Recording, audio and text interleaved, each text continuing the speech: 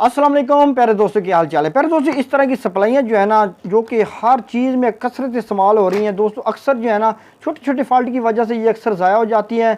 आज मैं आपको ना इसकी मुकम्मल तफसील के साथ जितने भी फॉल्ट हैं ना, कम से कम 20 से 25 फॉल्ट हैं, उनको हम इसे एक ही वीडियो में हल करेंगे। मुख्तसर सा आपको फॉल्ट बताऊँगा, उसका हल बताऊँगा दोस्तों, मुकम्मल डिटेल के साथ आपने वीडियो देखनी है। अगर आप इसकी सिर्फ इन छोटी सप्लाइयों की अगर आप रिपेयरिंग सीख जाएंगे ना, तो आप बड़ी बड़ी सप्लाइयाँ भी कर सकेंगे, क्योंकि इनकी बेस एक ही होती है। यानी इसमें एलसीडी की भी सप्लाई है, एलईडी की, कंप्यूटर सप्लाई, रिसीवर वगैरह की, 10 एम्पेयर के 20 एम्पेयर के चार्जर वगैरह होती हैं। टीवी की सप्लाई आप सही कर सकेंगे, एसीडीसी पंखा जो है उसकी सप्लाई आप सही कर सकेंगे, एम्पलीफायर, मोबाइल चार्जर, सारी सप्लाइयाँ आप इस फार्मूले से सही करेंगे। दोस्तों, मैं मोहम्मद सीर और आप देख रहे हैं सी टेक्निकल ऑलराउंडर। तो चले जनाब वीडियो स्टार्ट कर। अच्छा, तो दोस्तों हमने जनाब इन सप्लाइयों के जितने भी फॉल्ट हैं ना, उन सारे फॉल्टों को हल करना है, लेकिन हम करेंगे जनाब इनको स्टेप बाय स्टेप इसी वीडियो में। तो सबसे पहले हम क्या करेंगे कि स्टेप 1 में हम जनाब इसकी इन सप्लाइयों के फॉल्ट जो क्लियर करेंगे वो होंगे जनाब सर्किट अगर हमारा डेड हो गया ना, सप्लाई मुकम्मल है, तो उसमें कौन कौन से मसले आते हैं, कौन सी चीज़ें आपने चेंज करनी है। आपने मुकम्मल कॉपी पेंसिल अपने पास रखनी है और आपने लिखते जाना है, ताकि आपको कोई भी जब भी इन फॉल्ट में से कोई मसला आए तो आप फौरी तौर पर जनाब इसको हल कर लें। तो स्टेप 2 में हम चेक करेंगे कि अगर सर्किट शार्ट हो जाता है तो उसको कैसे जनाब सेट करते हैं। स्टेप 3 में हम एक बात करेंगे कि अगर स्टेप हमारी जो सप्लाई है ना, इसके इनपुट पर करंट जनाब जहाँ पर आ रहा है लेकिन आउटपुट पर 12 वोल्ट नहीं दे रही, तो क्यों नहीं दे रही, ये हम क्लियर करेंगे। स्टेप 4 में हम करेंगे कि इस पर हल करेंगे कि अगर हमारी सप्लाई जो है ना वो आउटपुट पर करंट दे रही है, चाहे सप्लाई आपकी 5 वोल्ट की हो, 12 वोल्ट की, कोई भी वो, लेकिन वो करंट जो है ना वो पल्स लगाता है, कम ज़्यादा होता है, ठीक है। तो इसी तरह स्टेप 6 में हम इसको, स्टेप 5 में हम इसको क्लियर करेंगे कि अगर करंट जनाब आ रहा है, कुछ देर के लिए करंट आता है और फिर सप्लाई थोड़ी देर के लिए रुक जाती है, फिर चल पड़ती है, तो ये हम क्लियर करेंगे। और फाइनल स्टेप में हम इसको क्लियर करेंगे कि अगर आपके पास सप्लाई जो है ना वो 12 वोल्ट की है, तो आपने उसको 14 वोल्ट की या 16 वोल्ट की बनाना है, तो उसको कैसे बनाएंगे बिल्कुल आसान तरीके से। दोस्तों, सारा कुछ हम तफसील के साथ इस पर डिस्कस करेंगे। तो दोस्तों, सबसे पहले ये मेरे पास काफ़ी सप्लाइयाँ पड़ी हुई हैं। ये भी एक सप्लाई है, ये एक एसजी कंपनी की है, ये 220 वोल्ट टू 12 वोल्ट की है। पहले हम बात कर लेते हैं, अगर हमारे पास ये जो सप्लाई है ना, इसका ये मसला आ रहा है कि ये सप्लाई हमारी बिल्कुल डेड है, ठीक है। तो हमें जनाब यहाँ पर 220 वोल्ट हम यहाँ से देते हैं, तो यहाँ पर 12 वोल्ट हमें नहीं मिल रहा है, बिल्कुल डेड है, कुछ भी करंट नहीं आ रहा है कहीं भी। तो दोस्तों, इस सिस्टम में आपने क्या करना है, सबसे पहले तो आपने जनाब इसकी चेक करनी है तार। कोई भी आम बंदा है, नाड़ी बंदा है, तो सबसे पहले वो घर में तार चेक कर ले, क्योंकि बहुत सारे लोग ऐसे आते हैं यहाँ पे सप्लाइयाँ लेकर जिसके फ्यूज़ वगैरह जो शू वगैरह होता है ना, उसके तार ख़राब होती है, तो वो सप्लाई लेकर आती है बड़ी बड़ी दूर से। तो आपने सबसे पहले इसका शू वगैरह चेक कर लेना, तार चेक कर लेनी है। दूसरे नंबर पे दोस्तों यहाँ पे लगा हुआ है एक फ्यूज़, ठीक है, ये छोटा सा फ्यूज़ लगा हुआ है, ये आप इसको डायरेक्ट करके चेक कर सकती हैं।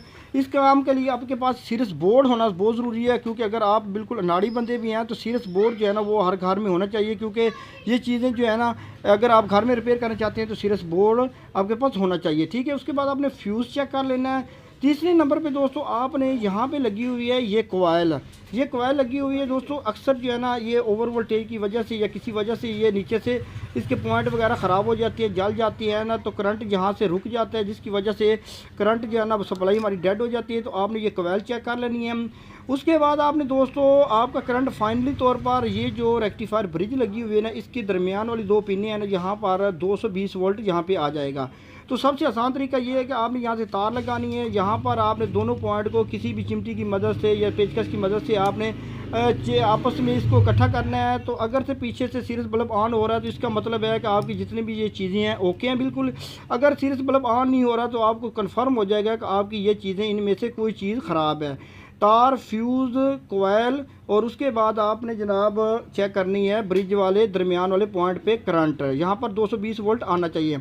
अच्छा, इन तमाम चीज़ों में से आपको शॉर्टकट से रिपेयरिंग इसकी ये भी हो सकती है कि अगर आपकी दरमियान में कोई भी चीज़ें आपको समझ नहीं लग रही कि पता नहीं यार ये जो कोयल ख़राब है या फ्यूज़ कोयल ख़राब है या इसमें इसके अलावा छोटी छोटी ये पुर्जे लगे हुए हैं रेजिस्टेंस से ये ख़राब है, तो आपने क्या करना है, आपने 2 तारें यहाँ से उठानी है 220 वोल्ट की यहाँ से, और आपने ये जो ब्रिज यानी इसके दरमियान वाले ये जो 2 पॉइंट है ना, यहाँ पर आपने लगा देना है। तो बस आपका करंट जो है ना वो यहाँ पे आ जाएगा। ये जितनी चीज़ें हैं ना ये बस अगर ना भी काम करें तो मसले वाली कोई बात नहीं है, ठीक है। तो सबसे पहले ये चीज़ें हमने चेक कर लेनी है। अब स्टेप 2 में आपका सर्किट जो है ना वो आप सीरीज पे लगाते हैं तो आपका जो पीछे बल्ब है ना 220 सीरीज वाला वो ऑन हो जाता है। तो दोस्तों इस सूरत में आपने सबसे पहले तो इसका चेक करना है। यहाँ पे इस सप्लाई में नहीं लगा हुआ, यहाँ पे लगा हुआ है, ये सप्लाई पड़ी हुई है, यहाँ पे लगा हुआ है मूव एक है। ये होता है न्यूट्रल फेस के दरमियान में, यानी न्यूट्रल करंट और बिजली के 220 वोल्ट है ना उसकी दोनों करंट पे लगा होता है न्यूट्रल फेस पे। दोस्तों अक्सर ये शॉर्ट हो जाता है ना तो इसकी पिनें आपस में मिक्स हो जाती है जिसकी वजह से पीछे फ्यूज़ वगैरह या तार वगैरह या बटन वगैरह ख़राब हो जाता है, ठीक है।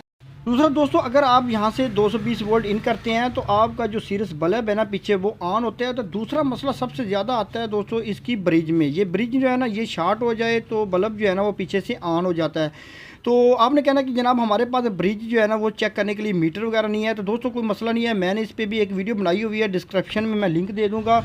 आप जितने भी ये पुर्जे हैं ना, जितने भी ये मुकम्मल पुर्जे हैं, आप इनको बगैर मीटर के कैसे चेक कर सकेंगे वो आप वीडियो देख लेंगे तो आपको ये मसला भी आपका हल हो जाएगा।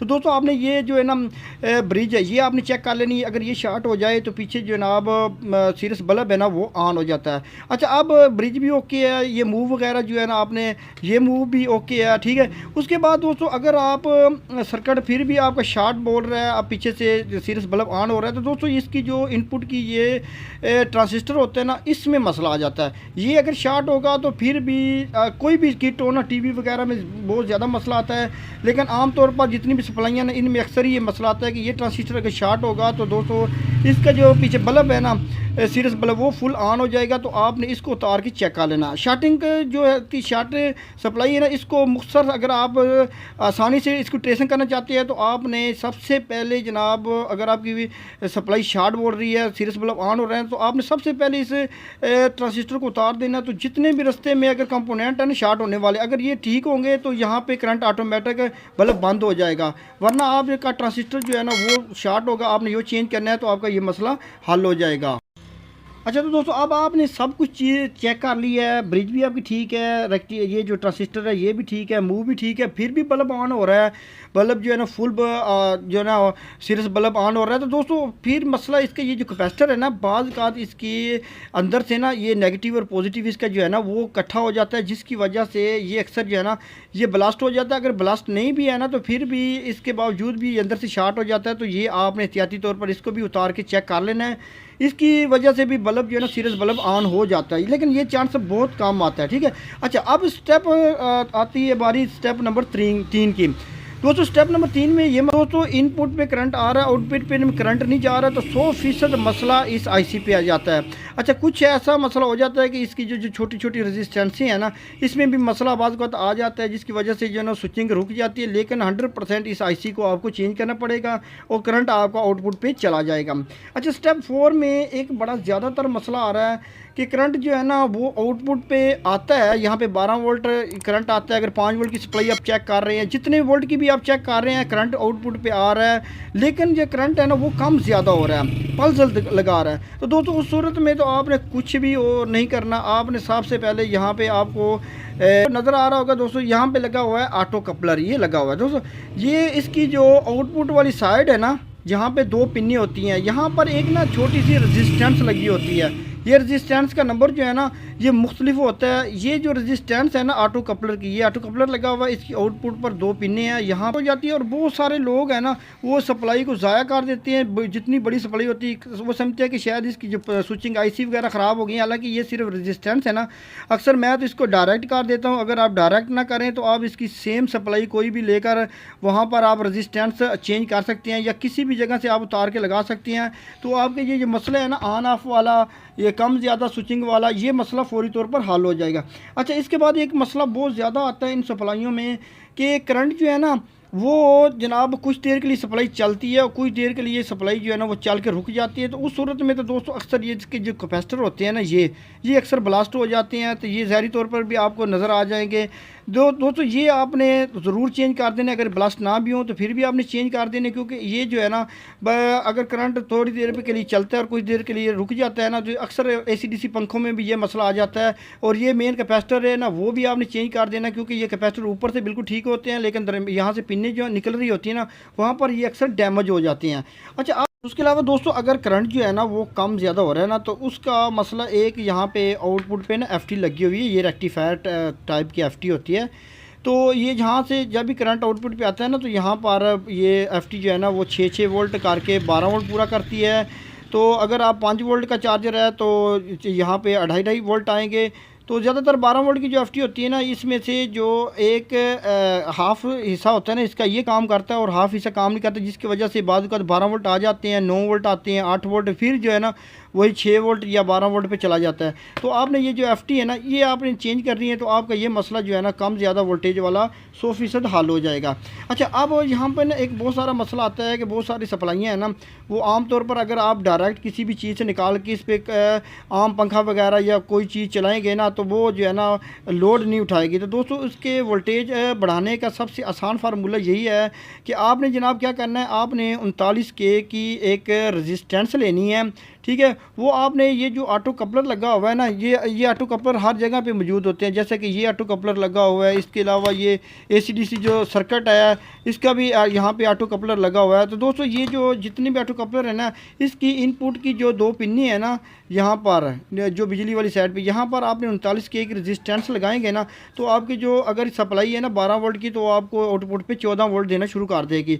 आप हर सप्लाई का जितना आउटपुट होगा ना उससे ये तकरीबन 3 से 4 वोल्ट बढ़ाकर ये जो है ना रेजिस्टेंस देगी। तो आप जितनी भी पावर वाली चीज़ें हैं ना वो उनको आसानी से आप चला सकते हैं। तो यहाँ पर मैं आपको एक बात और भी आपकी क्लियर करता जाऊँ कि आप जब भी कोई सप्लाई रिपेयर करें ना, आप में को कोई भी चीज़ चाहिए ना, जैसे कि ये फ्यूज़ है या ये कोयल वगैरह रखती है, ये कैपेसिटर वगैरह है, FTM वगैरह है, ये तो दोस्तों आपके पास जितनी भी कबाड़ वाली सप्लाइयाँ ना, उनमें से अक्सर सप्लाइयों में ये सब चीज़ें फ्री में मिल जाती है। आपने बाज़ार में बिल्कुल नहीं चीज़ें लेनी, आपने पुरानी सप्लाइयाँ अपने पास रखनी है, उनसे निकाल के जनाब आपने इसमें लगा देनी है। तो आपका ये काम बिल्कुल घर में फ्री में भी हो जाता है। IC तक आपको जनाब किट में मिल जाएगा। तो दोस्तों ये थी आज की इन्फॉर्मेटिव वीडियो, उम्मीद आपको अच्छी लगी। अगर अच्छी लगे दोस्तों में शेयर करो, हमारे चैनल को करें सब्सक्राइब और मुझे दी इजाज़त। अल्लाह हाफ़िज़।